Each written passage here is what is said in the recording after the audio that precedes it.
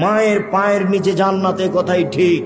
বইয়ের কথা মেনে চললে বাপ মায়ের সাথে ভালো আচরণ করা যাবে না, এই কথাই ঠিক। সবার বউ খারাপ, এ কথা ঠিক নয়। এমনটা হতে পারে আপনার স্ত্রী আপনার চেয়ে বেশি আপনার মাকে দেখে, এমনটা হতে পারে। সম্মানিত দিনী বোন, আপনাকে আমি অনুরোধ জানাচ্ছি, আপনি আপনার শাশুড়িকে মেনে নেন, ভালো হবে। শাশুড়িকে মেনে নেন। শাশুড়ি যদি মাঝে মধ্যে বলে, আল্লাহ আমার বউটা ভালো, তুমি তাকে ভালো, তারাকে ভালো রাখিও, আপনার শাশুড়ির এই কথাটা আপনার জন্য অনেক। আর যদি অগোচরে আপনার শাশুড়ির চোখের পানি বের হয়, আমার বৌমা আমাকে এ কথা বলল, আমার ছেলেটা আমাকে টাকা দিয়ে গেল, যার কারণে আমার বৌমা আমাকে এই কথা বলল, যদি আপনার শাশুড়ির আপনার অগোচরে এক ফোঁটা চোখের পানি ঝরে, এর নাম আশীর্বাদ। আপনার স্বামী কোটি টাকা ইনকাম করলে সংসারে শান্তি হবে না, এই কথাই ঠিক।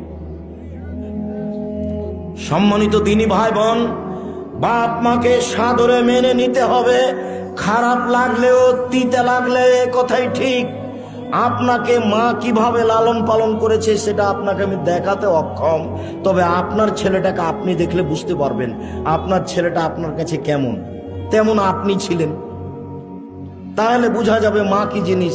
আল্লাহ নবী এমনি বলেননি মায়ের